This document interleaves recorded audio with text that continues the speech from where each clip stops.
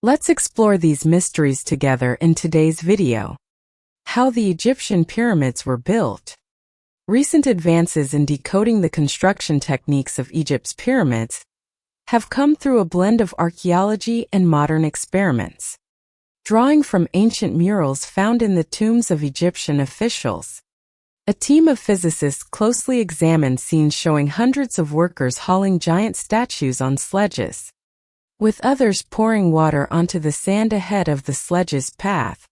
Modern experiments have confirmed that wetting the sand alters its physical properties and reduces friction for sledges or massive stones. When the right amount of water is added, sand particles cling together, forming a firm base that avoids sinking, making it possible to move enormous materials with a limited workforce. Physics experiments show that the force required to drag a heavy stone over dry sand is double that needed for damp sand. This simple technique not only conserved labor, but also minimized accidents caused by sinking or stuck sledges on the desert. In this way, the ancient Egyptians could move tens of tons of building materials from quarry to site without advanced technology. Analysis of archaeological evidence, murals, and experimental simulations reveals that controlling friction with water was one of the key solutions enabling large-scale projects like the Giza pyramids to be completed. This finding offers a reasonable explanation for a puzzle that has lasted thousands of years. How the Egyptians built such massive stone monuments with limited resources and technology, illustrating the union of practical knowledge and innovation in ancient society. The secret of Anne Boleyn's prayer book. The discovery of Anne Boleyn's prayer book, the second wife of King Henry VIII, has opened a new perspective on the history of 16th century England. Once thought to be lost forever or merely a product of legend, the book was finally identified by researchers at the University of Kent through ultraviolet light analysis. This method revealed names and inscriptions that had once been written on its pages, shedding light on how the book was secretly preserved through generations. Just before her execution in 1536, Anne Boleyn is believed to have entrusted this small prayer book to one of her closest confidants among the court's noble women. In a climate of political intrigue and danger, when any link to and could be deemed treasonous, the book was quietly passed from one loyalist to another. Each custodian left their own subtle mark, either by signing their name or writing a discreet note in the margins. In this way, the prayer book became more than a token of loyalty. It became a silent witness to a hidden network that bound members of the English nobility together during times of upheaval. Ultraviolet analysis enabled historians to identify several noble families who safeguarded the book, including those with deep ties to the barons and influential figures in Queen Elizabeth I's court. The fact that the book survived across so many generations, only re-emerging after the end of Henry VII's reign, highlights the importance of personal artifacts in preserving and protecting historical memory. This research has shown that Anne Boleyn's prayer book is more than a religious object. It is a testament to loyalty, social connection, and the resilience of the English nobility in the face of political power. By applying modern technology, researchers have illuminated hidden details, contributing vital evidence to our understanding of the Tudor era and Anne Boleyn's place in England's turbulent social landscape. A bar at the end of the earth, tucked beneath the simple wooden roofs of Antarctica, Club 90 South Bar stands as a testament to humanity's need for community, even in the harshest environments. Here, scientists from around the globe and from every field momentarily set aside their research to share daily life through conversations and small parties, often accompanied by a glass of homemade spirits. No individual or organization claims ownership of the bar. Supplies and little gifts are contributed and shared by research teams. This spirit of volunteerism and openness among strangers creates a unique community, helping scientists overcome the isolation and challenges of the long Antarctic winter. In this place, barriers of nationality or age seem to melt away, united by a common bond with the frozen continent. Club 90 South Bar, along with similar improvised bars at nearly 50 research stations across Antarctica, has become a vital part of life at the end of the world. More than just places for entertainment, these social spaces support mental health and foster international collaboration. Amid the ever-present cold, every story and laugh shared at the bar adds warmth to an otherwise austere research environment. Over the decades, Antarctica's bars have reflected the deeply human side of science, a reminder that progress depends not only on advanced technology, but also on solidarity and adaptability in the face of extreme nature. Baba Vanga's prophecy and the frozen virus. Within the field of ancient microbiology, discoveries of viruses and bacteria preserved for tens of thousands of years in Siberian permafrost are drawing increasing global scientific attention. This phenomenon expands our understanding of life's resilience in extreme environments, but also raises real questions about biosecurity, as the ice melts more rapidly due to climate change. In this context, a prophecy attributed to Baba Vanga, the blind seer of the Balkans, has stirred debate. According to legend, she predicted that an ancient virus would be discovered in Siberia capable of sparking a pandemic once released by thawing permafrost. In recent years, international research teams have indeed reported successful revival of ancient viruses frozen for tens of thousands of years. For example, Professor Jean-Michel Claver's team in France resurrected a giant virus estimated at 4,500 years old extracted from the icy ground beneath a lake in Yakutia.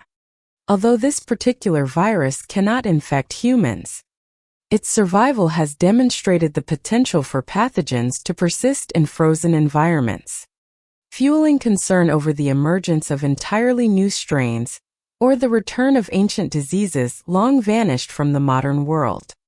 Such risks are even more significant when scientists acknowledge that permafrost thaw driven by climate change in Siberia and other regions not only releases greenhouse gases like methane, but also carries the threat of reawakening dangerous prehistoric viruses.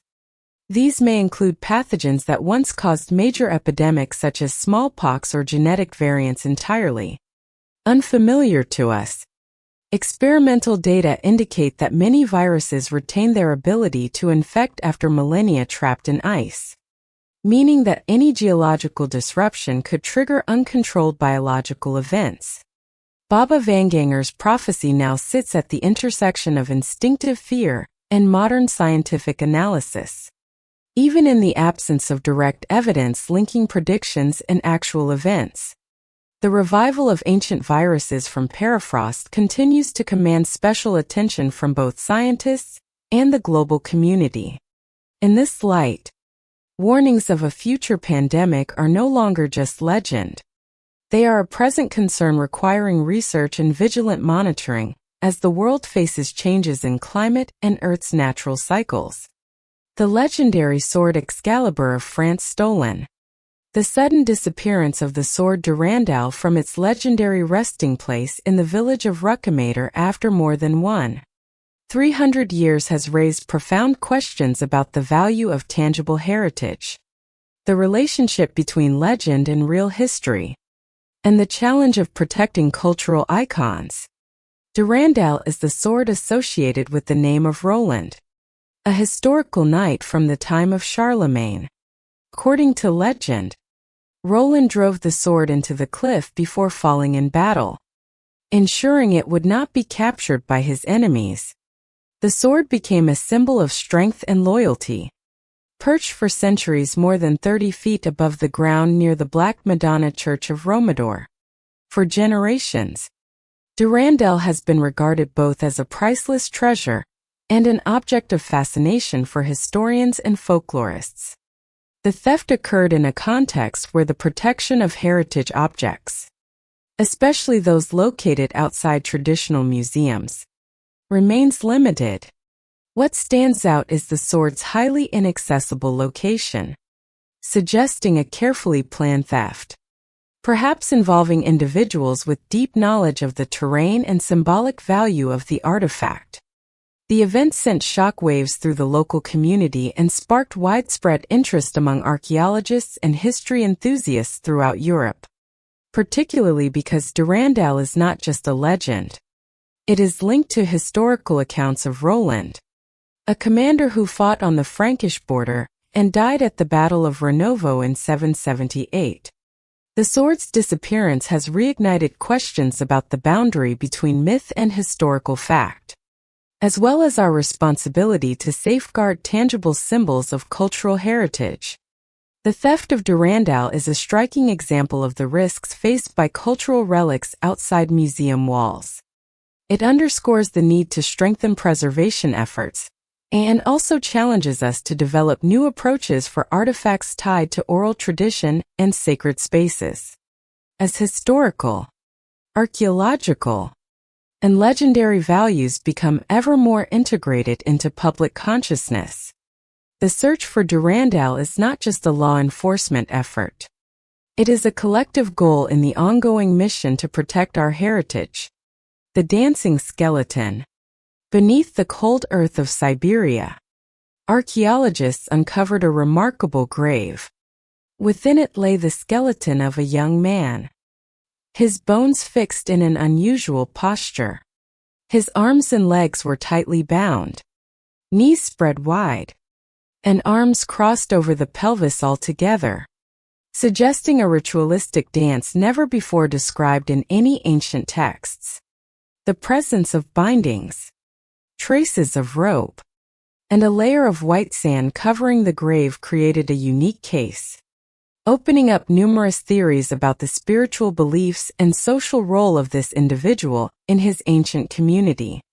Beyond the striking posture, scientists found several clues tied to the man's death and burial.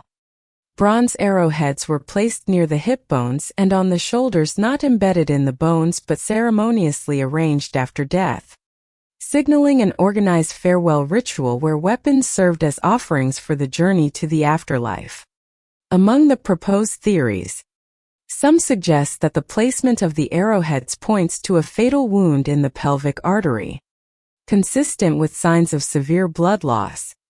Yet, no direct evidence has confirmed this hypothesis. The cause of death remains uncertain, but the skeleton also reveals special insights into the society and beliefs of those who buried him. Anthropological analysis showed that he was about 30 years old, noticeably younger than most of the neighboring graves, which predominantly held the elderly. His bound posture, the deliberate deviation from traditional circular burial pits, and the imported white sand all reflect intentional choices with clear symbolic meaning. It's possible this ritual was meant to ward off evil spirits, or to ensure the dead man's soul could not escape unless his body was restrained. Another research avenue focuses on the possibility that this individual suffered from disease or skeletal deformity. The wide-set legs and limbs fixed in a contracted position may relate to chronic spasms or even infectious diseases like syphilis or tuberculosis, illnesses once common in ancient populations. The combination of burial artifacts and body placement has become a major puzzle for bioarchaeologists, with each detail revealing new layers of interpretation. At a deeper level, this discovery tells a story about ancient Siberian society. Surrounding graves held elderly individuals arranged in familiar patterns, while the dancing skeleton lay alone in a separate rectangular pit, handled with special care. This suggests an individual of unique status, or an exception within the community, hinting at social stratification or ritual privileges for select persons. Defensive structures found near the cemetery further point to a society once threatened by conflict or invasion, inspiring burial and worship practices aimed at protecting the spirits of the dead. Each finding related to the dancing skeleton, as New data to our understanding of medieval life in northern Eurasia. A land where the mysteries of ancient communities still lie buried, awaiting decoding in each bone and burial trace. The mystery of the Pan statue in a Christian church. During the excavation of an ancient Christian church in Istanbul, archaeologists stumbled upon a statue of Pan, the Greek god of the wild, deeply tied to forests and ancient polytheism. This find sparked intense debate about the historical and religious context of Europe's transition from antiquity to Christianity. The presence of a pagan statue in the foundations of a church is more than an archaeological coincidence. It reflects a historical reality where older belief systems did not simply vanish, but were either concealed or transformed within emerging communities. According to artifact analysis, the Pan statue dates to the 4th century AD, while the church above it was built in the 6th century, right at the turning point when Christianity gradually replaced polytheism around the Mediterranean. Some scholars believe burying the statue beneath the church was a deliberate act by those clinging to the old faith, as society underwent religious transformation. This serves as evidence of cultural transition, not total rupture between two eras. This phenomenon also prompts a re-evaluation of Christianization in Europe as a complex process. Elements of old religion and art continued to survive, transformed in new forms and influencing cultural identity and social consciousness for centuries. The discovery of Pan within a church thus broadens our understanding of the exchange and interplay between spiritual systems in human history. The Creator's Map. Toward the end of the 20th century, a team of archaeologists from Bashkia State University made a discovery that would ignite unprecedented debate in academic circles. They uncovered a massive stone slab known as the Dashka stone. The moment it was found, controversy erupted not just because of its extraordinary size, but because of the remarkable details carved deep into its surface. Almost immediately, some began to suspect it was a legacy of a civilization that lay far outside the bounds of recorded history. The slab stands taller than an average adult and stretches nearly as wide as two people standing arm to arm. Its thickness exceeds 15 centimeters and it weighs close to a ton. What puzzled scientists was not just the unusual material made up of 3 distinct layers, but the features etched across its face. To the naked eye, this was no ordinary topographical map. The lines depicted mountain ranges, rivers, and an elaborate system of irrigation channels with a precision that defied ancient capabilities. Mysterious symbols, unlike any deciphered language, were also scattered across the stone. Teams of experts in graphology and geology joined forces to examine its authenticity. Based on geographical markers, much of the terrain depicted on the stone matched the present-day landscape of Bashira. The researchers were able to identify the Ufur River and local ravines. But more remarkably, by cross-referencing with modern satellite data, they found that certain canals and reservoirs were rendered with such accuracy that no known ancient technology could have observed or mapped them from ground level. This led some to propose that the stone's creators may have possessed a way to observe the land from above, or that their methods were far beyond anything imagined by today's science. The composition of the Dashka stone is equally mysterious. The outermost layer consists of dolomite mixed with cement and minerals, creating an incredibly hard and durable shell. Beneath that lies a sheet of silicon-infused dioxide glass which produces a soft light scattering effect. The innermost and thinnest layer is a blend of calcium and porcelain, protecting the surface from the effects of time. This type of material engineering has never been documented in any other artifact from the region and points to an astonishing level of technical mastery by its makers. The age of the Dashka stone remains the subject of the fiercest debate. Some specialists based on microossils embedded in the stone estimate It could be as much as 120 million years old, a time when the Earth's surface looked nothing like it does now. More conservative assessments relying on chemical traces and erosion patterns put the slab at roughly 3,000 years old. Either way, both estimates vastly exceed the known capabilities of any ancient civilization ever recorded in the area. Layer upon layer of geometric symbols, artificial canals, and cryptic characters remain unsolved. Many linguists suspect the symbols are a form of proto-pictographic writing, or possibly connected to early Chinese script. But so far, no one has succeeded in unlocking the message the stone's creators intended to leave behind. All of this has only made the Dashka stone an even more peculiar link in the history of human consciousness. Some theorize that the Dashka stone is the product of a civilization with knowledge far ahead of its time, perhaps even related to the age-old legend of the creator's map, sought by humanity for centuries. Others, however, argue that the lines are merely the result of natural cracks and the fertile imagination of those who study them. While the ultimate answer remains out of reach, the Dashka stone still lies undisturbed in the heart of the Urals, a silent challenge to every effort to unlock the secrets of a distant past. The discovery of a Roman wine shipwreck in the Mediterranean. The discovery of a Roman merchant ship loaded with wine at the bottom of the sea off the coast of Egypt provides concrete evidence of international trade between ancient European and African civilizations. Archaeologists surveying the area found large numbers of Afri ceramic vessels used to transport wine, a staple commodity in Mediterranean trade during Greek and Roman times.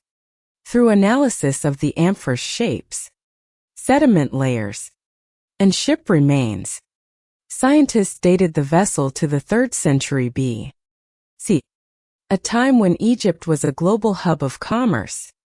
Merchants from across the Mediterranean regularly shipped wine, olive oil, and other agricultural products to Egypt's major ports before those goods moved deeper into Africa. Or in reverse. This finding also highlights the role of ancient Egyptian ports as more than just transfer points. They were crossroads where civilizations met.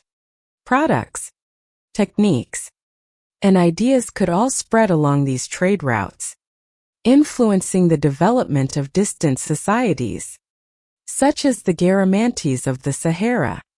The shipwreck and its amphi are not only evidence of advanced shipbuilding, but also a window into the economic and cultural connections between far-flung lands.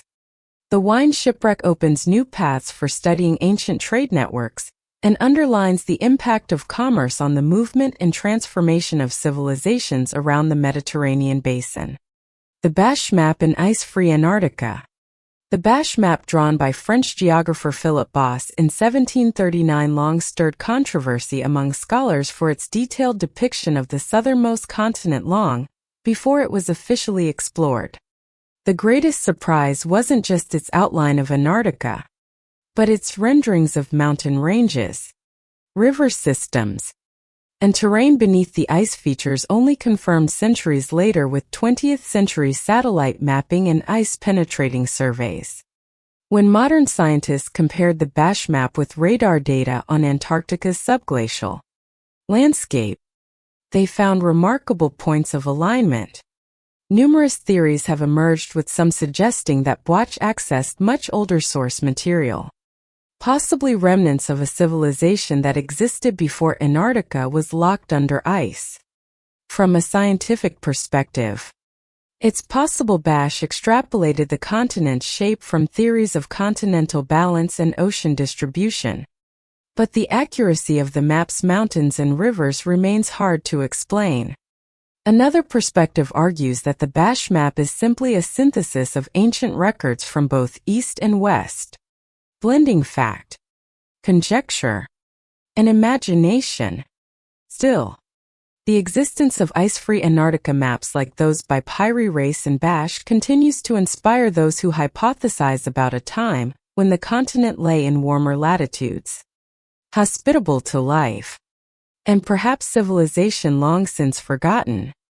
The question remains: if the Bashed map truly draws on ancient first-hand observations, what became of the civilization present when Antarctica was temperate? Unraveling this map's mystery goes beyond its own history, touches on questions of geology, Earth's axis shifts, and the disappearance of cultures at the farthest southern reaches. Modern geological surveys and paleontological research in Antarctica continue to trace the prehistoric story hidden deep beneath millions of years of ice. The largest meteorite crater on Earth beneath Antarctic ice. Deep beneath nearly 2 kilometers of Antarctic ice lies evidence of one of the most significant events ever recorded in the history of life on Earth. Through gravity field analysis and seismic data collected from satellites, scientists have identified a colossal circular structure hidden under the ice in Wilsand, Antarctica, spanning approximately 300 m in diameter. This site, once thought to be nothing more than a frozen wasteland, has now been recognized by geologists as the largest known impact crater on the planet. Roughly 250 million years ago, a meteorite up to 10 kilometers wide slammed into Earth at tremendous speed. The impact unleashed energy millions of times greater than any human-made explosion, sending molten material and pulverized rock high into the atmosphere. The resulting clouds blanketed the sky, blocked sunlight, disrupted photosynthesis, and triggered a cascade of environmental changes lasting years. Layers of sediment and fossil records reveal the scale of devastation. Nearly 90% of marine species and 70% of land species went extinct in the wake of this event.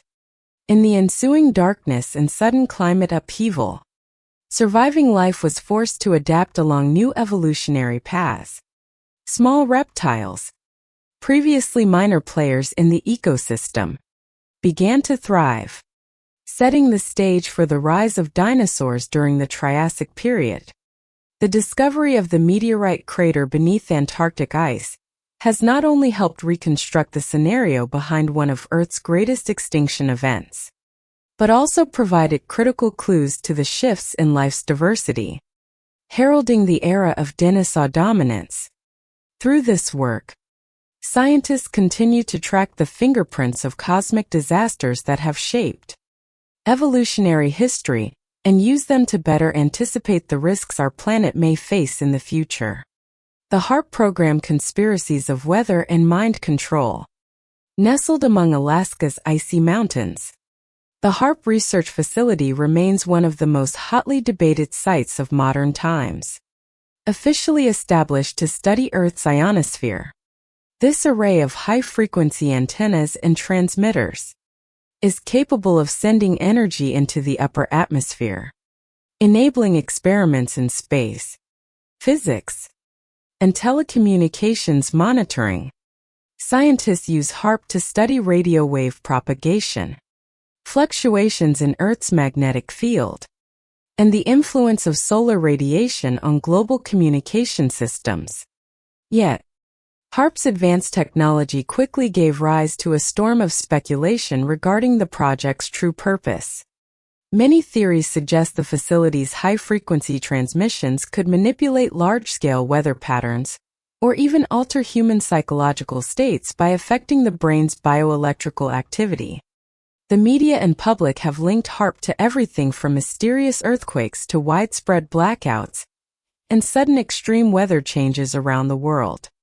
Suspicions only intensified after it became known that HAARP collaborates with defense research organizations like DARPA. The site's remote location, secretive operations, and tight access controls have fueled further doubts. Some theories go so far as to claim that beyond atmospheric research, HAARP is testing behavior, control technology, or even influencing mass emotions via radio waves.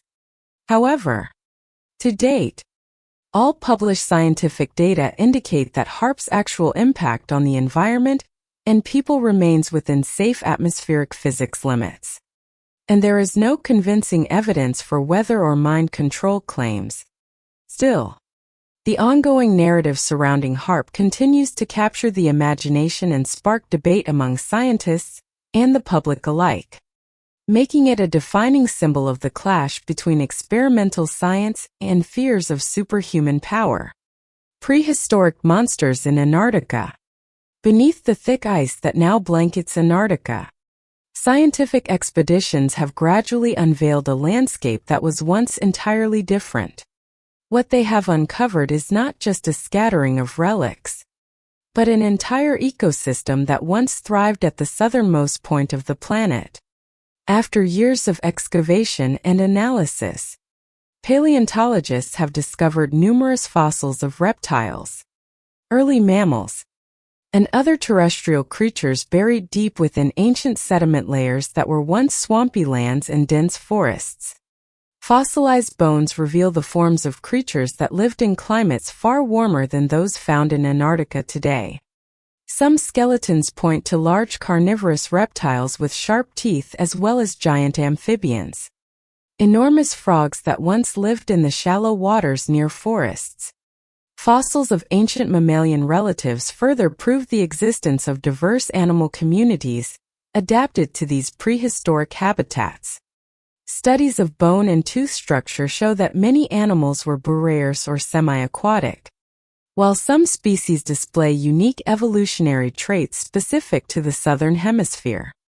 Evidence of wide-ranging biological exchanges with present-day South America. Fossilized plants, petrified wood, pollen spores, and leaf impressions on stone also confirm that Antarctica was once home to lush tropical forests. These findings demonstrate that Antarctica has not always been a frozen wasteland, but was once a vibrant home to a variety of animal and plant groups, evolving side by side over millions of years. Shifts in continental positions, tectonic movement, and changes in ocean currents and climate gradually transformed this land into the isolated icy desert we see today, bearing evidence of a diverse and complex world that once existed at the far south of the planet. The UFO craze and strange clouds in Alaska. The skies over Alaska sometimes become a stage for baffling phenomena, where the line between scientific reality and modern myth is at its thinnest. On a cold morning at the end of April, many residents near Lazy Mountain witnessed a strange elongated cloud shaped like a smoke plume or metallic trail with the pointed tip resembling a claw. Within minutes, photos of the sight had spread across social media, triggering a wave of speculation about unidentified flying objects or even secret military activities. Community response was swift, prompting state police and helicopter crews to investigate the area and try to determine the origin of the odd cloud. Official reports ultimately concluded that the mysterious image was actually a contrail, a condensation trail left by an aircraft when ice and water crystals combined with sunlight at a particular angle. Authorities emphasized that this was a normal meteorological phenomenon with no connection to extraterrestrial objects or classified experiments. Despite scientific explanations, not all locals were convinced. The cloud's unusual appearance and strange lighting effects fueled ongoing speculation about UFOs, the secret presence of aliens in Alaska, or suspicions of government cover-ups. Some of the more extreme theories claim the sighting was evidence of undisclosed technology or the visible part of secret military operations deep underground. For years, Alaska's rugged landscape and sparse population have made it fertile ground for tales of unidentified flying objects and supernatural events.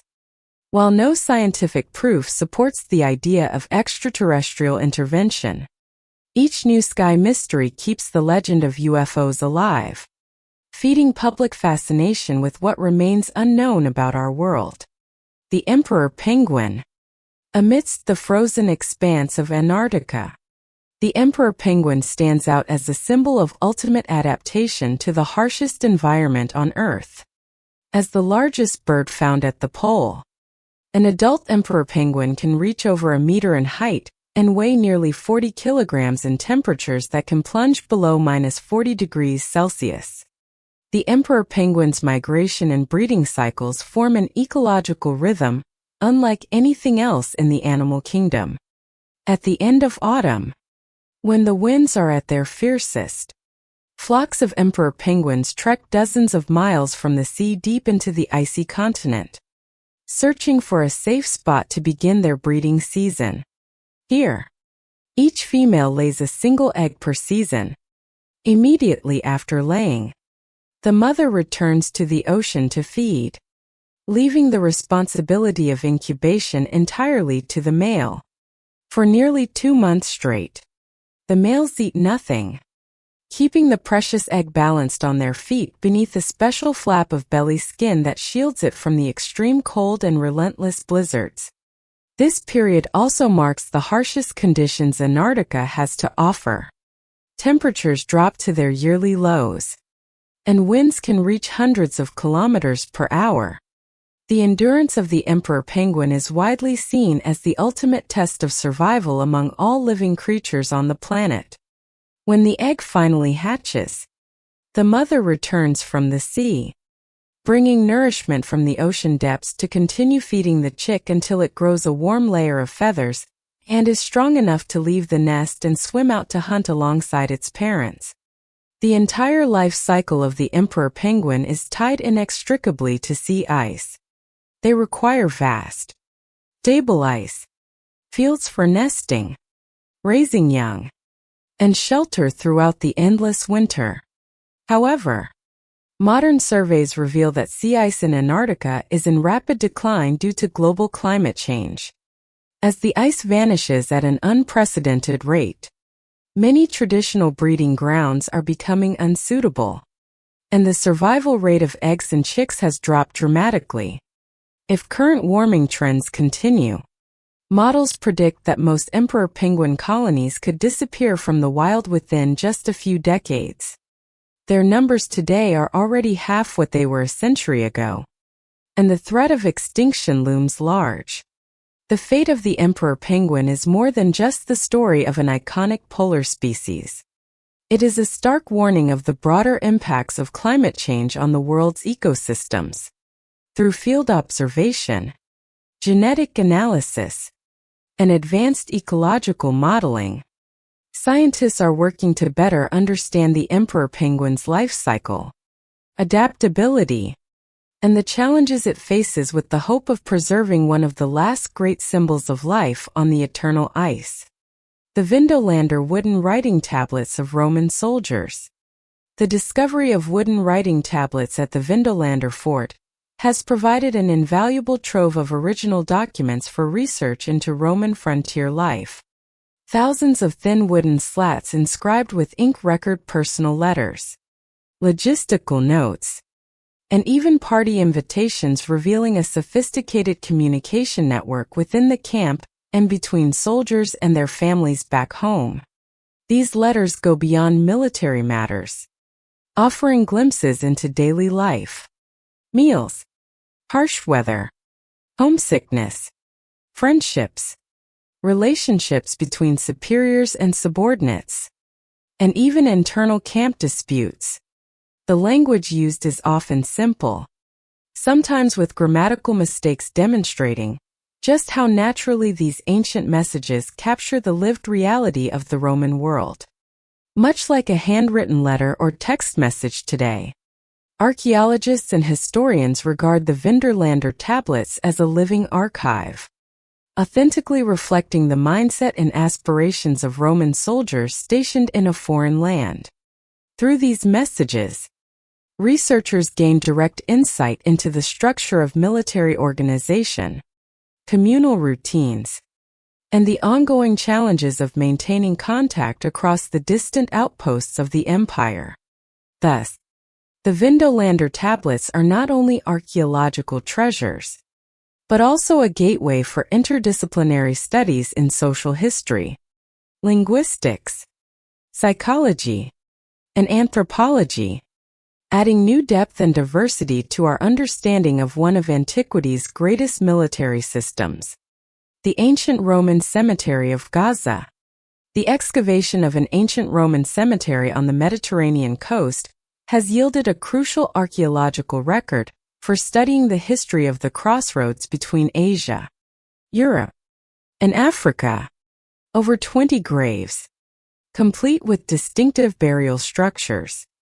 Grave goods, such as pottery and bones, have been dated to around 2000 years ago. Evidence of a Roman community in what was once a key link in ancient trade routes. This cemetery lies near a major artery connecting great civilizations from Egypt to the Mediterranean and the Middle East. The blend of Roman architecture and local burial customs reflects the contact and integration of multiple cultures. It is direct proof of Gaza's role as a transfer hub for international commerce, while also hinting at shifting populations and the impact of war on ancient urban development. By analyzing human remains and grave goods, scientists can determine origins, population, composition, and daily habits of those who lived here. The combination of archaeology, anthropology, and history allows for a multidimensional reconstruction of Roman Gaza, expanding our understanding of how Roman civilization spread, adapted, and transformed at this strategic junction of three continents. The Roman gold treasure beneath the Spanish Sea. The discovery of Roman gold beneath the waters of Spain has supplied new empirical evidence for the study of economics, trade, and the late history of the Roman Empire. Two amateur divers exploring the coast near Alianti stumbled upon 53 intact gold coins dated to the 4th and 5th centuries AD, a time marking the decline and collapse of the Western Roman Empire. The faces of emperors are still clearly visible, providing first-hand documentation of currency and authority during this tumultuous period. The concentration of so much gold in one spot suggests it may have been transported by sea to avoid looting or hidden as an emergency reserve during unstable times. Analysis of the coin's alloy composition and signs of wear help reconstruct their journey and illuminate the economic activities along the Mediterranean coast in the late 5th century. Archaeologists also draw on the discovery site and surrounding evidence to piece together why the gold-bearing ship sank. Whether through war, piracy, or natural disaster, the treasure's value lies not just in the gold itself, but in the insights it offers into monetary systems, asset management, and community responses to historical upheaval. This find helps clarify the transfer of power, economic turmoil, and ultimate decline of Rome while opening new avenues for maritime archaeology and studies of ancient Mediterranean trade networks. Ancient ninja clay shuriken in Japan. The discovery of flat clay objects in Tokyo has opened a new chapter in the study of ninja history. Morphological analysis and comparison with military records have identified these artifacts as ninja shuriken, the iconic throwing weapons long associated with the legends of Japan's Warring States era. Previously thought to be mostly folkloric, physical evidence now shows that ninja did in fact use these weapons in real combat. The clay shuriken were excavated from castle ruins around Tokyo, sometimes found alongside other battlefield tools such as cowrip spikes designed to injure enemy feet. The technical features of ancient shuriken, including their flat design and versatility for both attack and defense, reveal the diverse weapon crafting skills of ninja in a time of great upheaval. This discovery also verifies the practical role of ninja as a specialized force for reconnaissance and unconventional warfare. Not merely as figures of legend, the combination of archaeological evidence and historical military documents now allows a more objective portrait of ninja, confirming their real presence in medieval Japanese society. In this way, Artifacts like the clay shuriken add to the historical record, illustrating the evolution of combat techniques and the deep interweaving of myth and reality in the culture of the Eastern warrior. Decipherment and ancient cryptography throughout the history of human thought and social organization. The emergence of cryptographic systems clearly reflects the need for secure information among civilizations with centralized administration and complex military operations. Encoding information dates back to ancient times as seen in documents, coded tablets, and encrypted artifacts, proving that humans have always sought not only to transmit messages, but also to conceal their true meaning, transforming communication into both an art form and an instrument of power. Among classical cryptographic systems, the Caesar cipher stands as a milestone in the maturation of cryptographic science in ancient Europe. Named after Julius Caesar, this method used alphabetic shifts to produce messages unreadable to anyone without the key. Though basic, this technique was effective for securing secrets in military campaigns, diplomatic correspondence, and even trade during the Roman era. By simply shifting each character according to a fixed rule, an entire message would be transformed into meaningless strings for outsiders. Remarkably, the Caesar cipher did not remain limited to individuals or single dynasties. It spread widely and continued to be used for centuries. By World War I, the Russian army still employed variations of the Caesar cipher, even as other nations developed far more sophisticated systems, illustrating the enduring power and adaptability of this classic code. While mechanical devices like the cryptex only appear in modern fiction and lack direct archaeological evidence, the concept of secure mechanical devices for storing secret information is not foreign to the history of technology. Researchers from archaeologists to modern IT specialists continue to investigate ancient encoding mechanisms from Greek stone inscriptions and Mesopotamian clay tablets to enigmatic bronze and gold artifacts from Egypt, Mesopotamia, and ancient China. Cryptographic systems not only protected information, but also intertwine with power structures, ritual, and social control, creating secret languages passed down among the elite.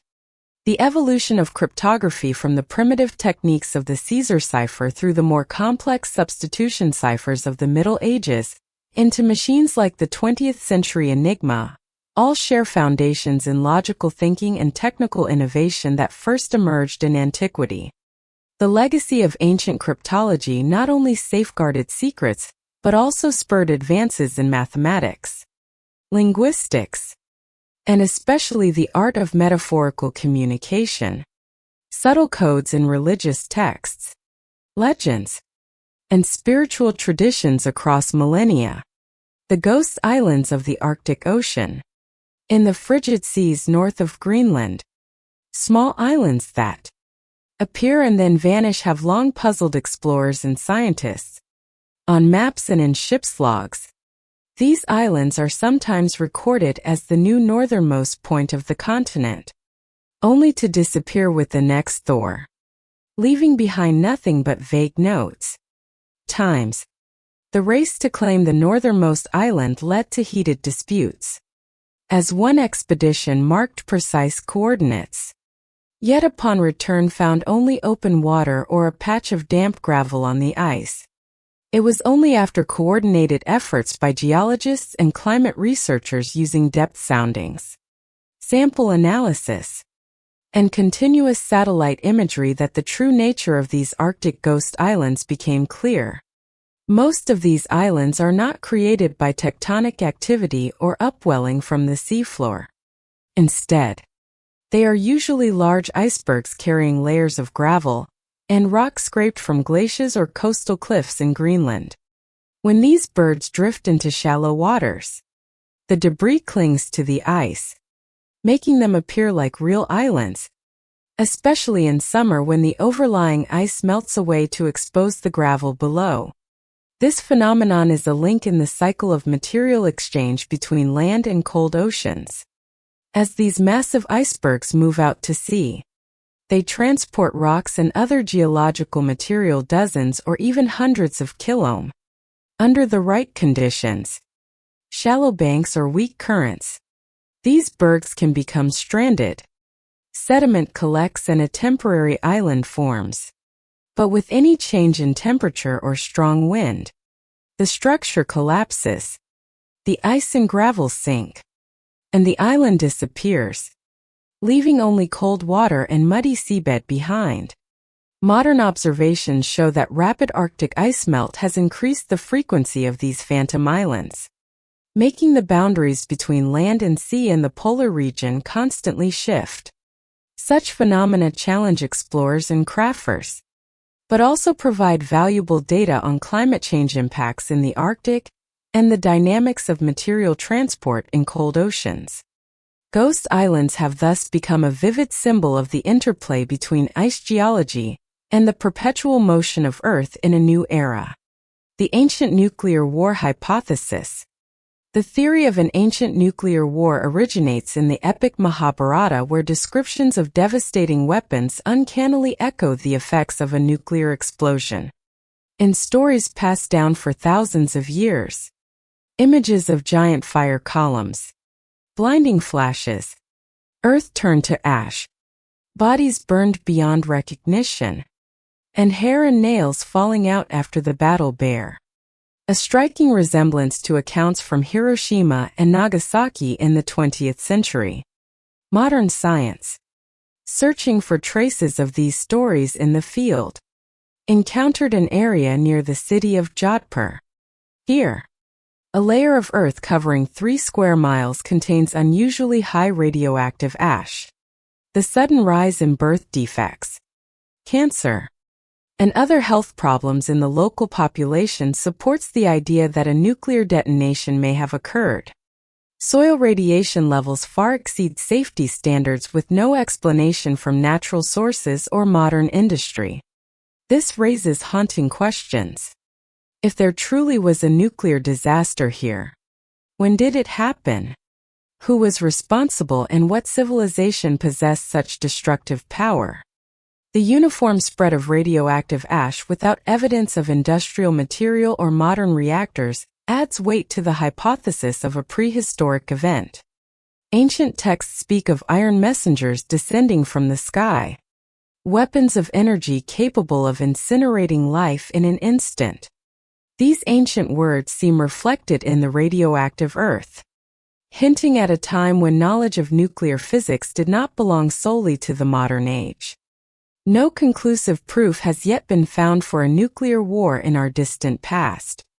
But the intersection of ancient texts, geology, and biological anomalies in Rajasthan has turned this region into a natural experiment spanning millennia.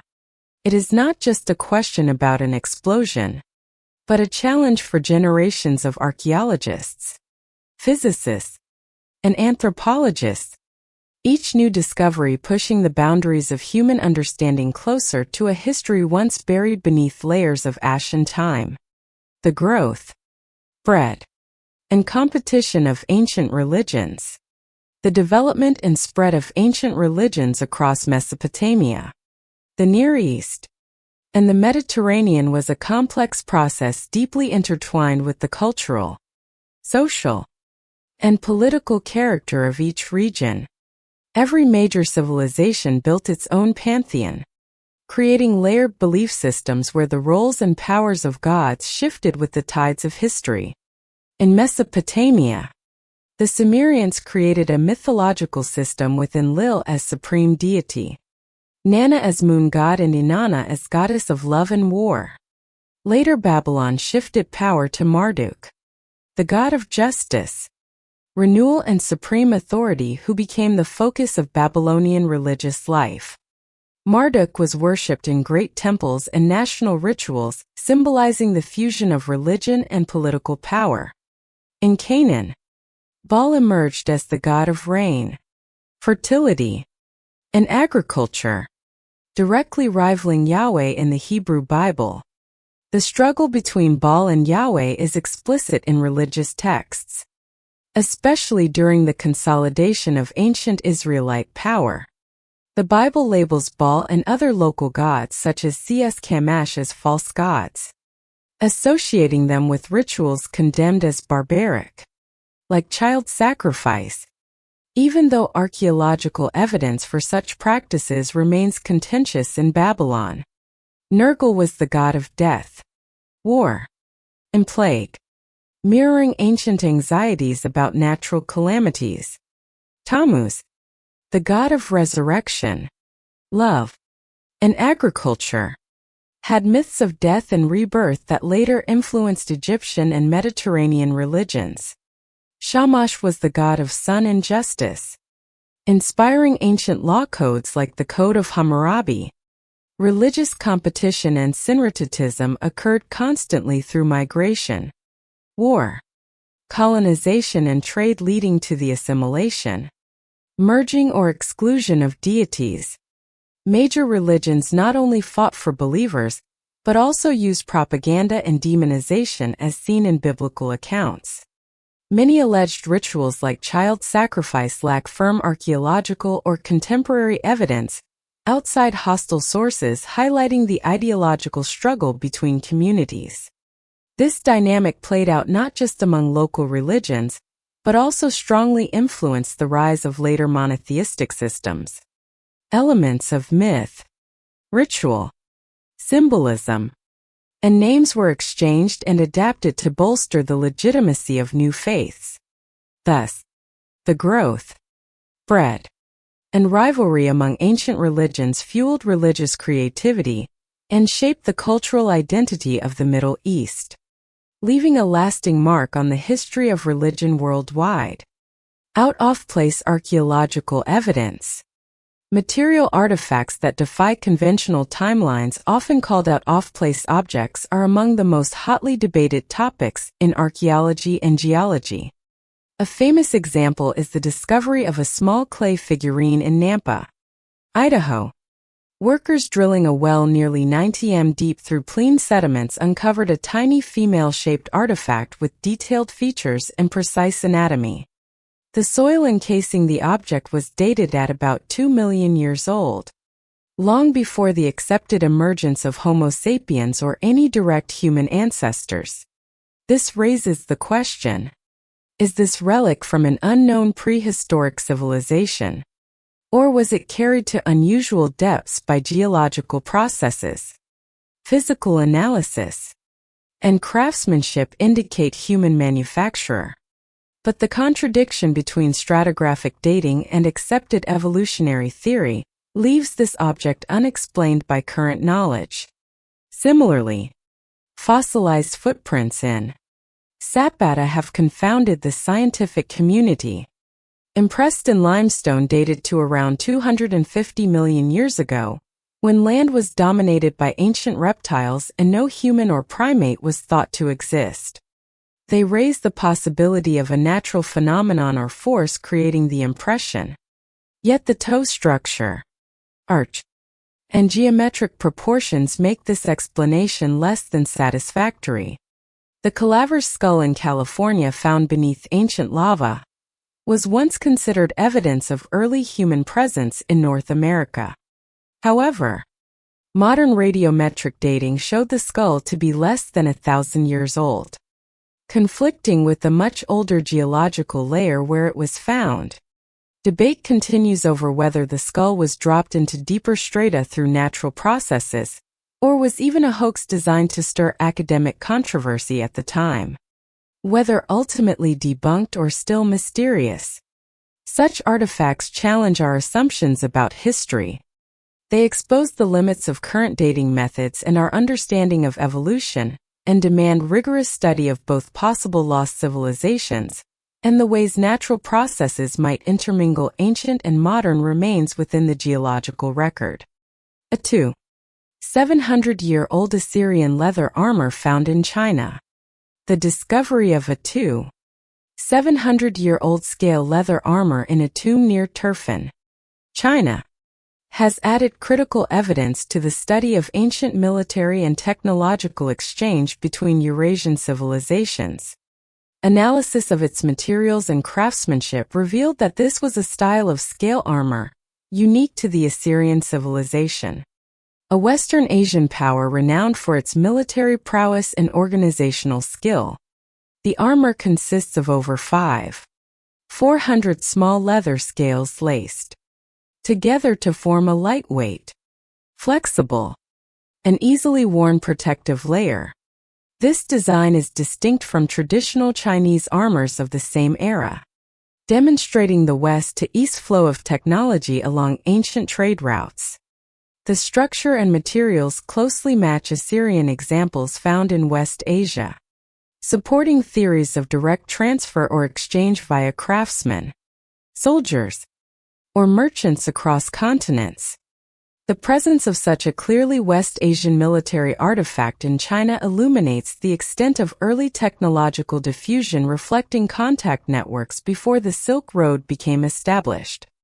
Further research on distribution, material sources and burial context continues to expand our understanding of how techniques and knowledge, as well as diplomatic gifts and mercenary services, circulated in the ancient world. This discovery is reshaping views of technological and military knowledge transfer, showing that development was not uniform, but the result of early complex interaction and integration between East and West Asia. The modern church scandal, and confronting its legacy. In the 20th and 21st centuries, the global Catholic Church has faced unprecedented waves of criticism related to decades-long scandals. Widespread child sexual abuse by thousands of priests together with organized cover-ups at every level created a deep crisis and shattered public trust worldwide. The revelation and release of secret documents such as the Canon 489 files containing records of crimes, abuse, settlements, and destroyed evidence exposed a system more focused on protecting its image than on the rights of victims. Massive lawsuits and multi-billion-dollar settlements in the U.S., Ireland, Australia, Germany, and elsewhere have raised serious questions about the modern church's role and social responsibility. Beyond abuse, financial mismanagement, links to Nazi assets, covert asset transfers through secret banks or religious entities have made the Vatican the subject of multiple international investigations. Accusations of money laundering, corruption, abuse of power, and embezzlement have ignited ongoing debate over church governance and the lack of independent oversight. In this context, contemporary popes, especially Pope Francis, have been forced to confront calls for reform, both internally and externally. Francis has implemented financial and organizational reforms, promoted transparency, and encouraged reporting of abuse in an effort to rebuild trust.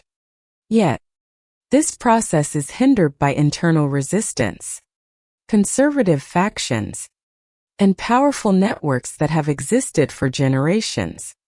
Meanwhile, the Vatican remains fertile ground for conspiracy theories, from hiding secrets of Atlantis and Templar treasures to end-times prophecies. The Last Pope, or untold secrets locked in the archives. Whether myth or conspiracy, these stories mirror modern skepticism toward ancient centers of power, especially when they have a history of secrecy, manipulation, or control. In an era of globalization and digital media, the Church can no longer control its image and information as in the past. Exposes, independent investigations, and public pressure have forced the Church to truly face its own legacy. The greatest challenge now is not just managing the fallout from scandals, but overhauling governance, opening financial operations, and creating an ethical foundation that matches the demands of today, maintaining its spiritual role without violating human rights or international law. Stories of biology, evolution, and archaeology. Side stories from biology, evolution, and archaeology not only complement the narrative of religious and intellectual history, but also provide a panoramic view of life's origins and transformations on Earth. From the discovery of gigantic Paleogene mammals, massive marine reptiles, primitive amphibians, to the bizarre life forms of the Cambrian, science has gradually unraveled hundreds of millions of years of evolutionary history, revealing the fundamental rules of life. Fossils from every continent prove that animal species have undergone numerous cycles of development, adaptation, and extinction in response to geological, climatic, and ecological shifts. For example, European plesiosaur fossils demonstrate the dominance of marine reptiles in the Jurassic seas, while fossils of gigantic whales document the return of certain mammals to aquatic environments. In polar regions, dinosaurs like the tiny tyrant evolved to survive harsh climates and extreme daylight, illustrating life's remarkable flexibility under natural selection. Particularly, ancient creatures like Animalocera's from the Cambrian or Protoinus, a primitive amphibian, highlight the role of evolutionary explosions and mass extinctions. Each new fossil or ancient relic helps reset the timeline of life from the earliest invertebrates to the appearance of modern animal groups. Importantly, this process of biological evolution has always run parallel with the growth of ideas, religion, and myth. In ancient societies, fossil discoveries or the remains of strange creatures were often explained through legend. Dragons, demons, or protective spirits in spiritual rituals. Stories of sea monsters, giant reptiles, or strange fossil animals were woven into native mythology, reflecting humanity's attempts to understand nature through faith and imagination. Only with the rise of modern science, fossil analysis, genetic modeling, and advanced imaging have many ancient legends been scientifically decoded.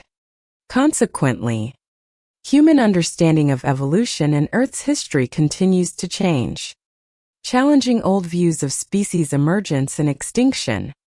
Moreover, the discovery of unique life forms, whether giants or ecological specialists, help scientists better envision ancient migration routes, exchanges, and the spread of biological traits across major cultures. This demonstrates the interweaving of biological history with continental currents of culture, economy, and society. Another important point is that the history of archaeology and paleontology shows that science does not always completely eliminate spiritual or mythic elements. In fact, scientific discoveries often inspire new hypotheses about the links between humanity, nature, and the universe, fueling curiosity and the search for origins and destiny. Thus, the intertwined processes of biological evolution, archaeology, and religious consciousness have always influenced one another. Every new fossil, archaeological site, or genetic structure broadens scientific knowledge and creates opportunities for humanity to reconnect with its own past, posing profound questions about life, death, extinction, rebirth, and our place in the grand evolutionary tapestry. In this way, modern science does not merely replace ancient faith, but also enriches and deepens our philosophical and religious perspectives on existence and the movement of the world. The scenario of humanity destroying a planet 55 million years ago. The hypothesis of a global climate transformation cycle that occurred 55 million years ago has raised many questions about the possibility of a civilization that may have flourished before modern humans, or perhaps even intervention of an ancient humanity or an extraterrestrial intelligence. The evidence preserved in the layers of geological sediment is the record of a dramatic spike in temperature that lasted for hundreds of thousands of years. This is documented by stable isotopes and fossils embedded in the rock and soil, reflecting an environmental upheaval on a planetary scale. This era of sudden warming is now known as the Paleocene-Eocene thermal maximum. During this period, greenhouse gases such as CODs and methane soared far beyond normal equilibrium levels, triggering environmental changes on a vast scale. These changes disrupted ecosystems across the planet and led to waves of local extinctions. Geologists and climate scientists have discovered a series of anomalies within the ancient rock layers, including the simultaneous appearance of complex organic compounds and ocean acidification levels that far exceed anything seen in the normal evolutionary history of the Earth. A number of researchers led by astrophysicists and paleoclimatologists have raised the possibility that such disturbances could bear the fingerprint of industrial activity at a planetary scale reminiscent of the impact of industrialization in our own era. Adam Frank and Gavin Schmidt have put forward the idea that if an advanced technological civilization ever existed in the distant past, or if an extraterrestrial culture ever visited and left its mark on Earth, then the byproducts of massive energy production and consumption would leave behind distinct signals in the geological record similar to those now observed in the Paleocene-Eocene thermal maximum. For now, these debates remain hypothetical. There is no direct evidence to confirm the existence of an industrial civilization prior to modern humanity. Still, the peculiarities found in the geological archives force scientists to reconsider the entire course of biological and climatic evolution on this planet. A deeper study of chemical indices, shifts in biodiversity, and the accumulation of ancient carbon may yet help unravel the question of whether a civilization once dramatically altered the environment tens of millions of years ago. The true nature of this ancient warming event remains a mystery. Yet, the emergence of hypotheses involving the influence of ancient or even alien civilizations speaks to the diversity of modern scientific approaches in dealing with the planet's strangest historical episodes. Such ideas open up new avenues of inquiry about the existence, growth, and eventual extinction of civilizations that may have left their mark within the very fabric of the Earth itself. Pyramid construction technology and the acoustic levitation theory. In the history of research on the Egyptian pyramids, the question of how the ancient builders transported and assembled stone blocks weighing tens of tons has always been a subject of controversy. The most widely accepted theories so far are based on the use of human power, pulley systems, sloping ramps, or hydraulic devices. However, another approach suggests that the ancient Egyptians may have used sound waves to move heavy objects, a concept that may sound strange, but still attracts the attention of modern researchers. Scientifically, the technology of lifting objects with sound waves has been and is being tested in laboratories. The essence of this phenomenon is the creation of a sound field strong enough to keep an object suspended in midair through the pressure of the waves. Recent experiments such as those in 2016 by scientists in the UK and Brazil use sound waves to levitate a polyrene ball with a diameter larger than the sound wavelength, paving the way for further experiments with larger objects. In 2017, a group at the University of Bristol also succeeded in levitating a plastic sphere 2 centimeters in size, though this is still far from moving stone blocks like those at Giza. Nevertheless, these advances show the potential of acoustic technology in manipulating matter, opening up further research into its applications on a larger scale. The inspiration for these theories also comes from the records of the 10th century Arab historian al-Masudi.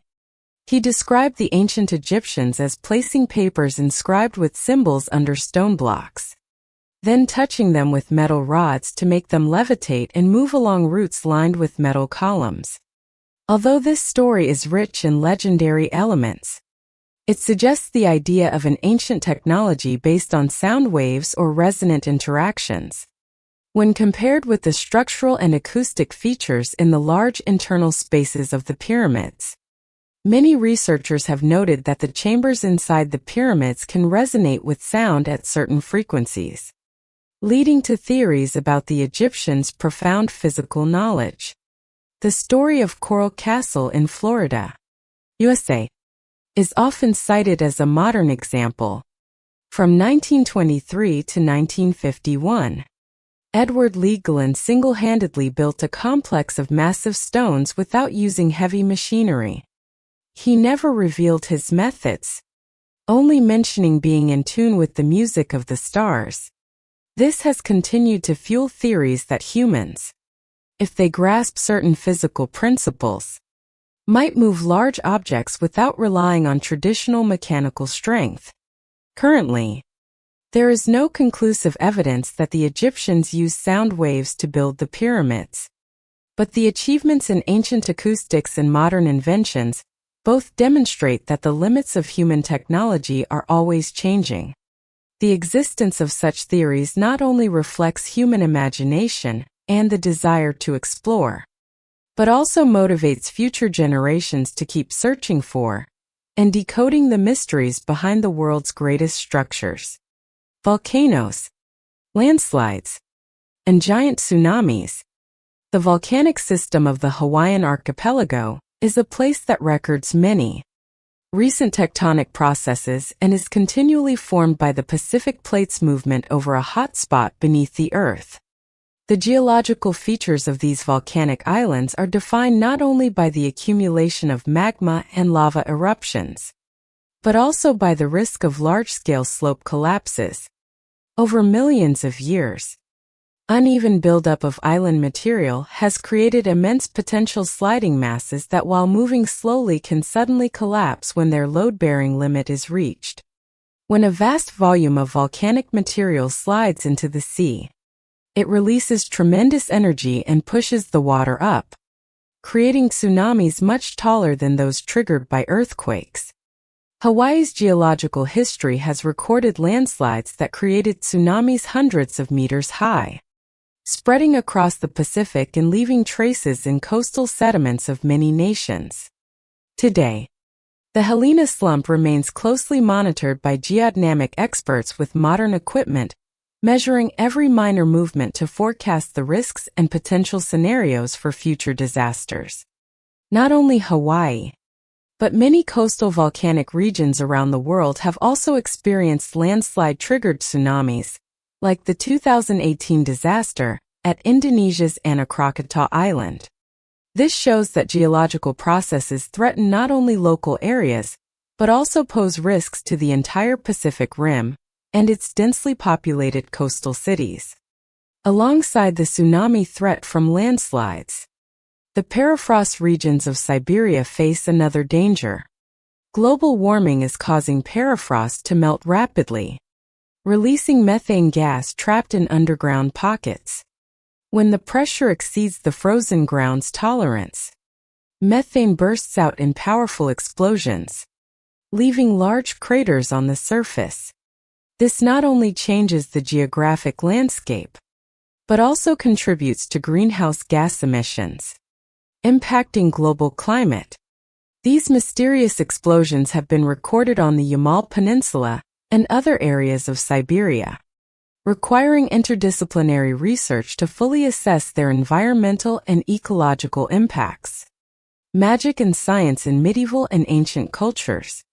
In both the Middle Ages and the ancient world, the boundary between magic and religion was not as distinct as in modern understanding.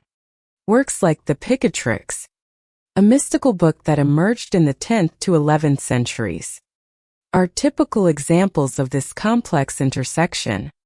Picatrix was originally compiled in Arabic as Gat al-Hakim, then quickly spread to Europe through Latin translations, and became the subject of Western intellectual study for centuries. Picatrix did not stop at describing ancient rituals and magic, but also deeply combined elements of astrology and the art of preparing various medicinal substances. The book gave specific instructions on using the positions of planets, properties of herbs and minerals, and complex prayers to create effects that today would be classified as supernatural. Some recipes in Picatrix are even related to psychological phenomena, consciousness, and human perception, thus laying the foundation for later scientific exploration of the mind. In Europe, not only Picatrix but certain outstanding individuals from the Middle Ages are also symbols of the combination of science and magic. Michael Scott, born in the late 12th century, was among the most prominent. He was known as a mathematician alchemist and also famous under the nickname the Wizard of the North.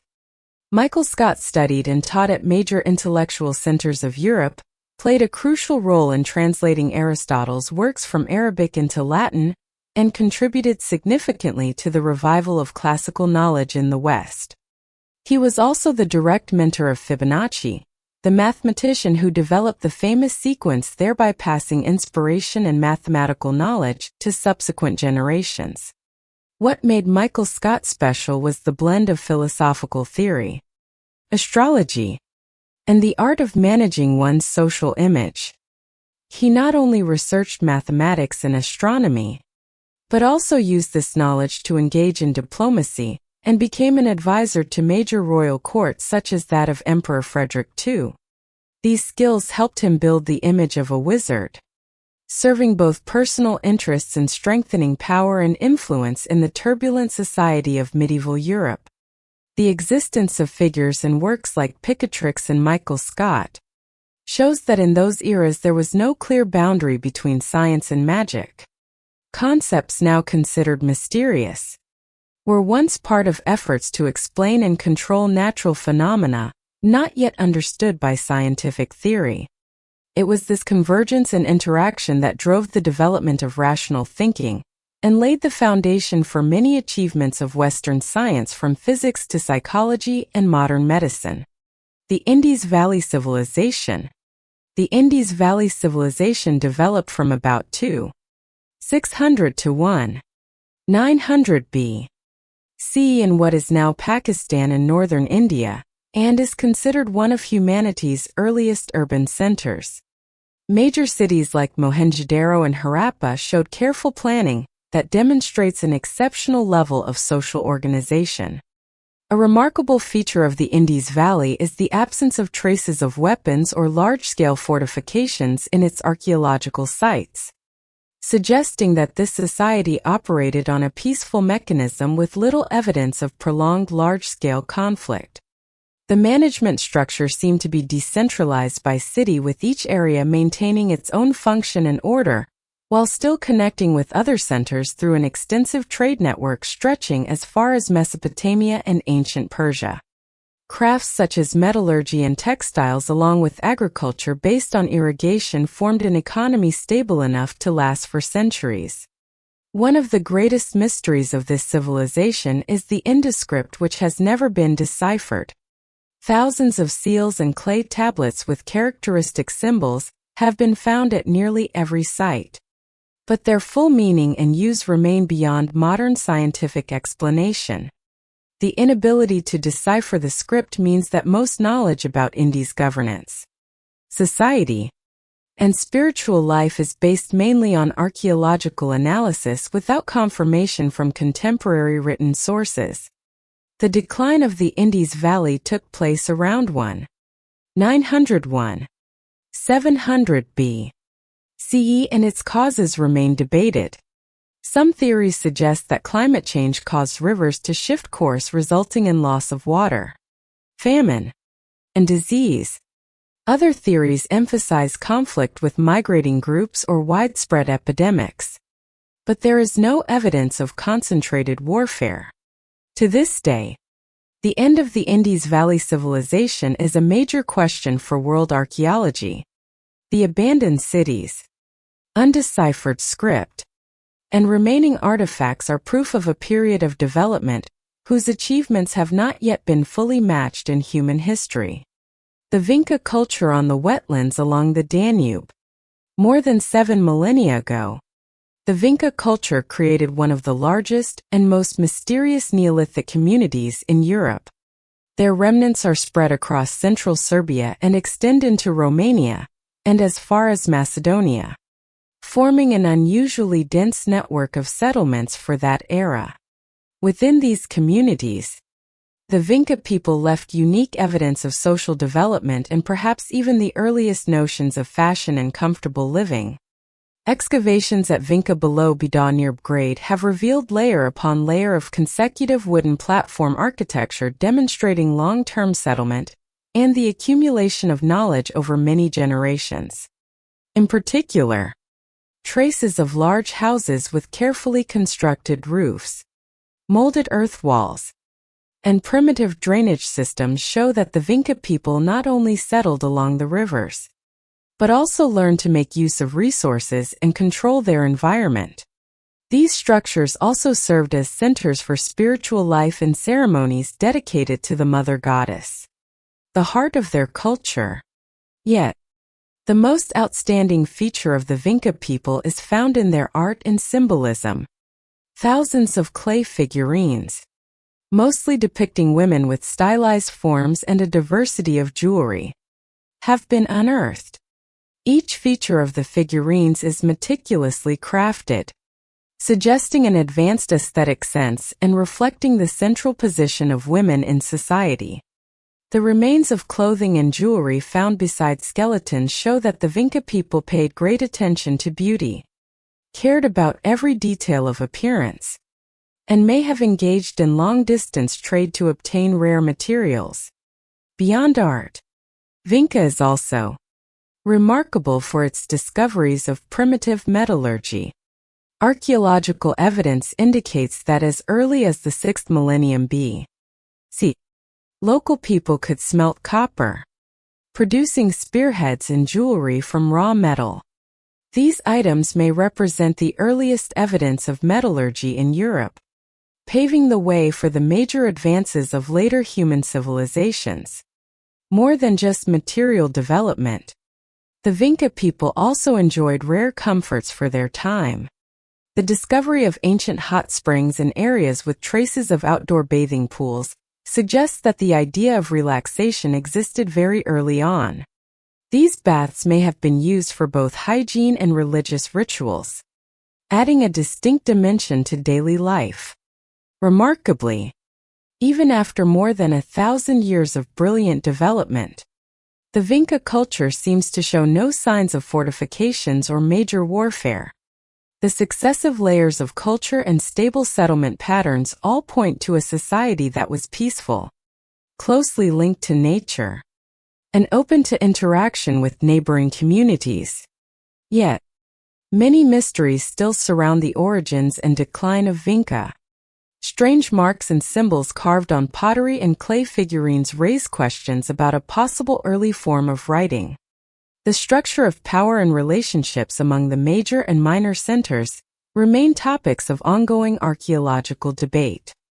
Vinca stands as evidence of a turning point for humanity in Neolithic Europe, a place where concepts of beauty and comfort formed early on, leaving a lasting imprint on generations to come. Magic as a medieval social service. Within medieval European society, magic once played the role of an organized and widely practiced social service. For most people of the era, magic was not absolutely forbidden, but instead a practical tool used to solve everyday problems. From finding lost objects to healing illness or aiding romantic pursuits through love charms and rituals, magic permeated all aspects of life, meeting needs that mainstream medicine and religion could not address or had not yet reached across all social strata. Central to this system were the cunning folk practitioners of magic, whose traditional skills were passed down through generations. They not only provided services like fortune-telling or crafting protective charms, but also acted as folk healers for both nobility and commoners. Notably, in many cases, cunning folk enjoyed community protection and support, as long as their activities did not result in serious threats to social order or religious security. Societal attitudes towards magic began to change dramatically from the late 15th century as the Church and European authorities increasingly linked magical practices to sin and heresy. The explosion of witch hunts in the 16th and 17th centuries turned magic from a semi-public profession into a target for severe persecution. Many individuals who had once been trusted and respected by society suddenly became victims of accusations of consorting with evil forces. Medieval European history thus marks a major shift from accepting magic as a useful part of community life to eradicating and criminalizing all related activities. This transformation reflected changes in social consciousness, as well as the effects of political, religious, and scientific developments.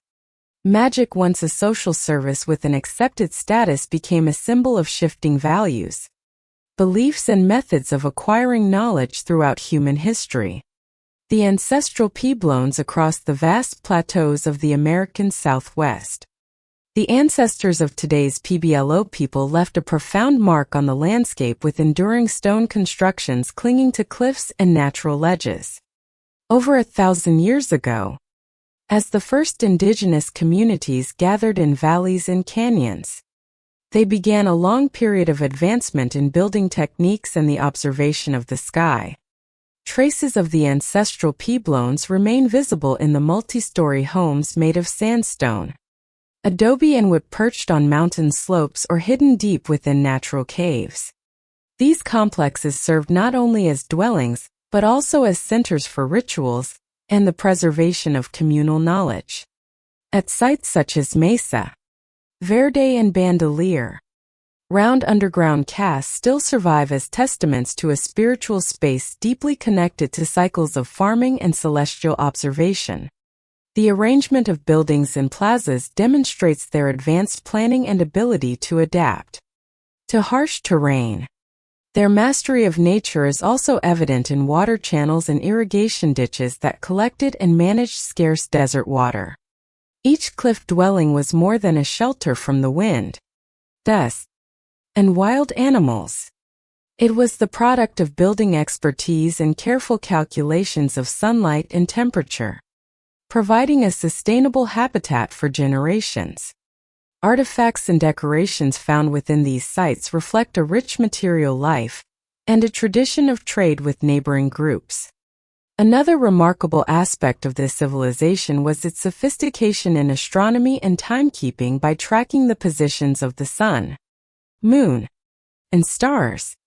The ancient pueblones determined the timing of agricultural cycles and annual festivals, carved symbols on rocks and ceremonial objects, express their cosmological beliefs, and show how natural knowledge and religion were integrated into everyday life.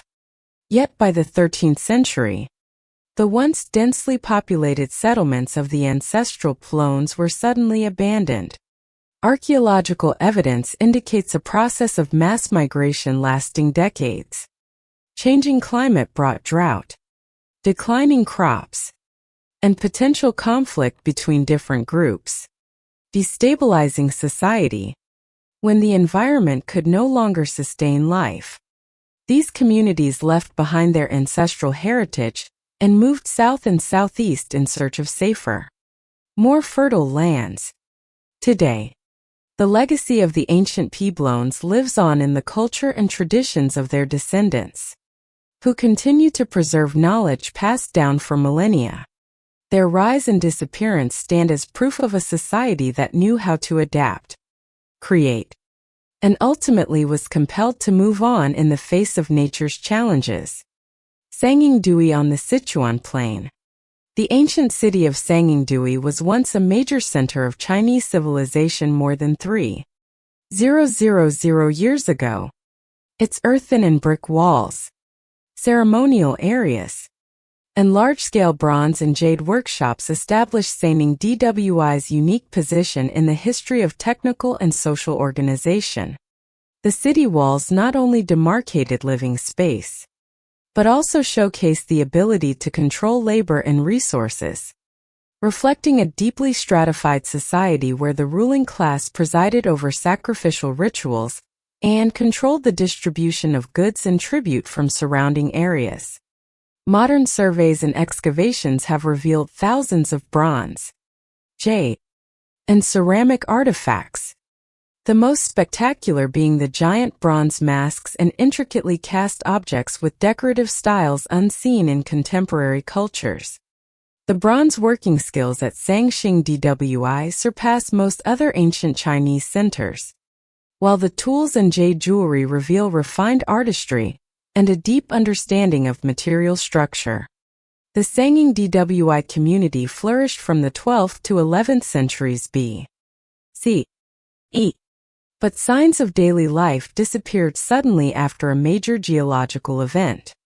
Studies of strata and sediments suggest an earthquake or landslide altered the flow of the Min River, cutting off the city's water supply. The collapse of the ecosystem and irrigation led to the decline of the center of power. Residents were forced to migrate, abandoning their treasures and valuable objects, which were buried deep in sacrificial pits. Sangxing Dwi has long been the subject of many theories about its origins and disappearance. But to this day, its belief systems and connections to neighboring civilizations remain unsolved mysteries. The combination of technical achievement and geological change created a unique chapter in the social evolution of the Yangtze River Basin, and left a trove of artifacts for modern archaeology to continue exploring. The mysteries of the underground world from legend to archaeological reality. Stories of the underground world have always captivated the human imagination. From ancient legends to modern archaeological discoveries. The hollow earth theory is a prime example of early attempts to explain planetary structure through pre-scientific reasoning. In the late 17th century, thinkers like Edmund High proposed a planet with multiple hollow shells, each with its own atmosphere and the possibility of life within. This idea drew attention from naturalists and even became part of popular culture throughout the 19th century. However, the development of geophysics, seismic surveys, and deep drilling proved that the Earth consists of crust, mantle, and solid liquid core, leaving no space large enough for an inner world as described in legend. Still, the enduring appeal of this idea serves as a classic example of the boundary between imagination and scientific proof. Beyond metaphysical theories, archaeology has provided concrete evidence for the construction of underground systems since ancient times. In China, discoveries at Yongqing village revealed a vast network of war tunnels dating to the Song dynasty. These tunnels were not only shelters during war, but also served for defense and counterattack. Their complex design with secret passages and features for long-term underground living such as gates, heating systems, and functional rooms demonstrates the organizational and engineering skills of ancient Chinese society during extended military conflict. In modern times, the underground world remains both a practical reality and the stuff of legend. In Canada and Britain, many tunnel networks and subterranean infrastructures were built for medical or civilian purposes. For instance, the Lakeshore Psychiatric Hospital in Ontario is famous for its tunnels connecting buildings. Once used for moving people and supplies in harsh conditions, stories of mysterious activities, unexplained disappearances, and strange phenomena in these tunnels have created a lasting aura of mystery. In Britain, the World War II-era underground shelters in London once served as refuge and as strategic command centers, showing the real role of underground spaces in key moments of history. Today, these sites are both scientific objects of study and sources of inspiration for countless theories and films about worlds beneath the Earth's surface. Overall, stories of the underground world, from hollow Earth legends to ancient war tunnels and modern subways, reflect humanity's drive to explore and control what lies beyond everyday sight. They also illustrate the shift from myth to empirical knowledge, From collective imagination to scientific verification in our journey to understand the physical world and human history. The Kingdom of Axum along the northern slopes of today's Ethiopia and Eritrea. A civilization once rose to become a mighty empire. The Kingdom of Axum. The rise of Axum is closely tied to major shifts in trade and economy in the Horn of Africa during the early centuries of the Common Era. Thanks to its strategic position at the crossroads of overland and maritime routes, Axum not only controlled fertile highland lands, but also maintained a vast trade network connecting Rome and India. As early as the 1st century, Axum appeared in the records of Greek and Roman merchants and was described as East Africa's leading trading center. At ports like Agilis on the Red Sea, ships would bring ivory, gold, and goods from deep within the continent to trade with products from the Mediterranean and the East. This bustling exchange enabled Axum to develop a merchant aristocracy and centralized administration, while fostering close ties between indigenous groups and foreign merchant communities. Axum's most distinctive hallmark is its ability to adapt and innovate.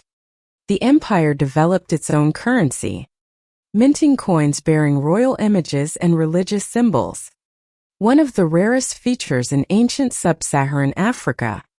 Political power was reinforced by the spread of Christianity, which from the 4th century onward became the kingdom's official religion, making Axum the first state in the region to do so. The fusion of secular and religious power made Axum a new cultural center of East Africa. Axum's golden age lasted until about the 7th century. The civilization's legacy includes not only ancient cities and coinage, but also grand stone structures. Most notably the towering Sli of Axum carved with intricate motifs and still puzzling archaeologists as to their true purpose. Some of these still rise over 20 m high. Their elaborate carvings are testament to the development of a centralized, highly organized society. Axum's decline was the result of a series of intertwined upheavals. The same trade routes that once brought prosperity became a disadvantage when new powers from the Arabian Peninsula gained control of Red Sea commerce.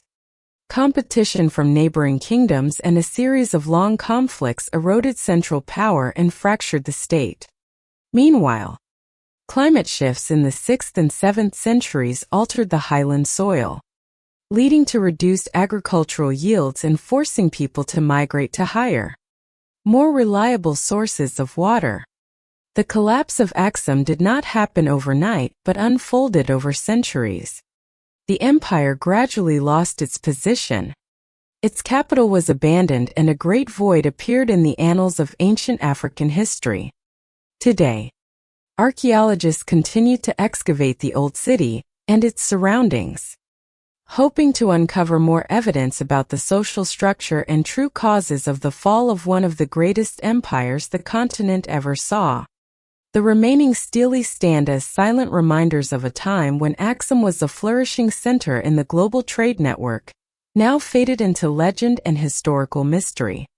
The Great Earthquake of California along the western coast of North America. The Cascadia subduction zone quietly accumulates energy from the shifting of tectonic plates. This boundary where the Juan Fuca plate meets the North American plate runs from the waters off Vancouver Island down to Northern California. It is here that some of history's most powerful earthquakes have struck, giving rise to the specter known as the Big One. Geological studies and historical data indicate that these great earthquakes occur in Cascadia roughly every 500 years. The last major event happened in 1700 with a magnitude of 9 on the Richter scale. That quake not only shook the entire region, but also generated a tsunami that swept across the Pacific, leaving its mark in the oral histories of indigenous peoples and the written records of the Japanese.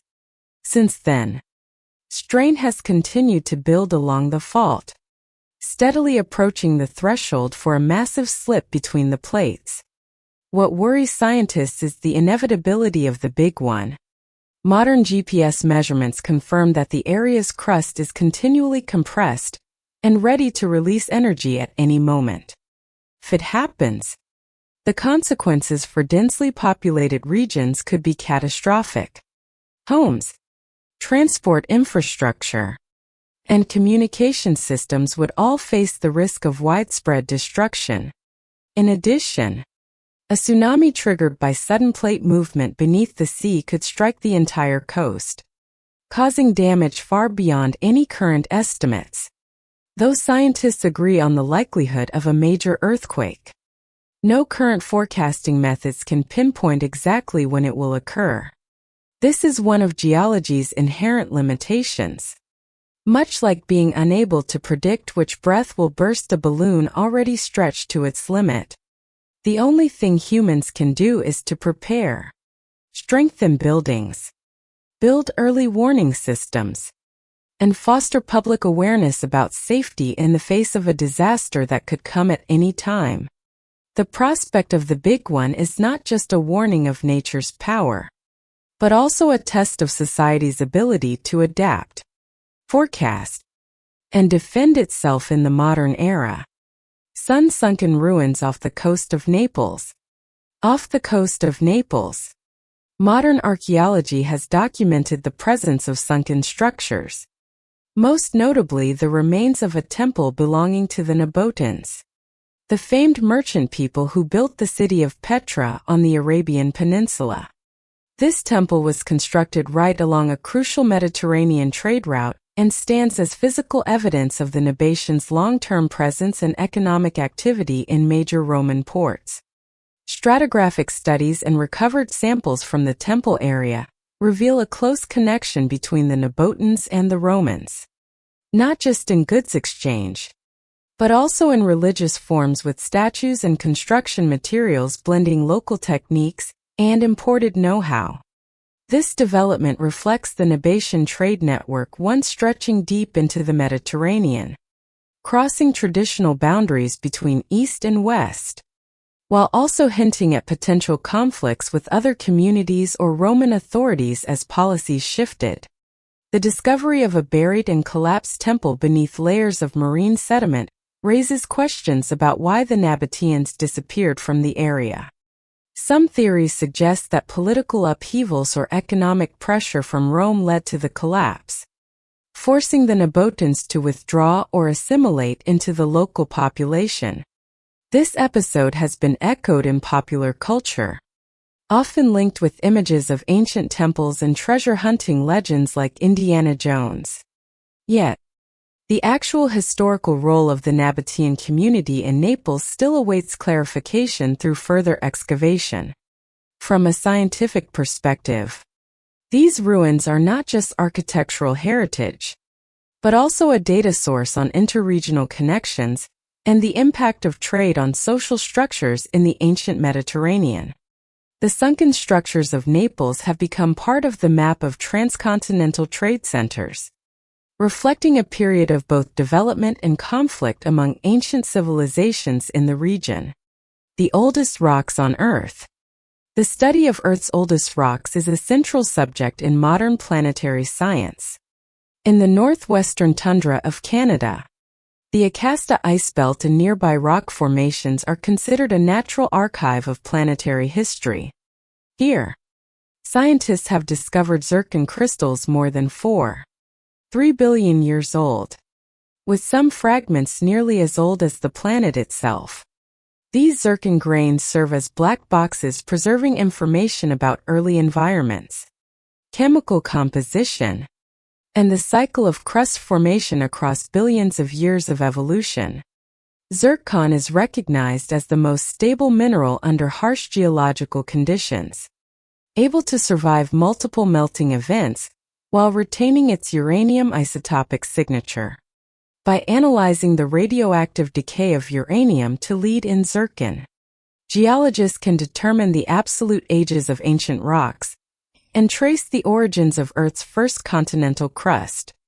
Research shows that within a few 100 million years of Earth's formation from the primordial dust cloud, The planet already had a solid crust and may have supported conditions for the emergence of early microbial life.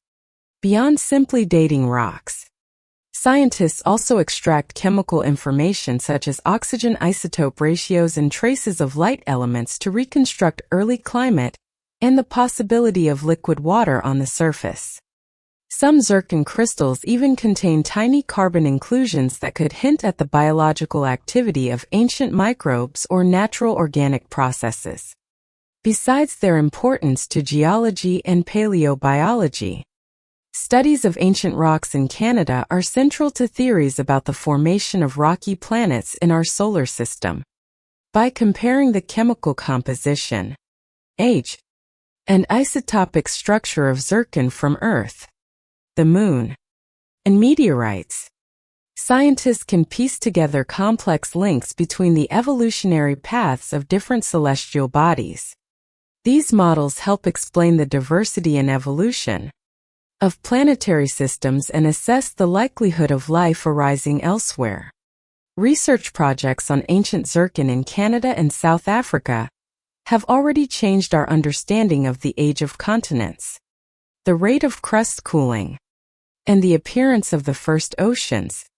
By connecting geological and biological evidence, we move ever closer to answering the great question: how did life begin on Earth? Under what conditions? And might these processes be common in the universe? From these tiny zircon grains, the stages of geological activity, and the potential for primordial life on other planets are slowly being decoded under the light of modern science. If you find these mysterious stories fascinating, feel free to share your thoughts in the comments below. And don't forget to subscribe so you won't miss out on our next discoveries. We look forward to seeing you in the next video.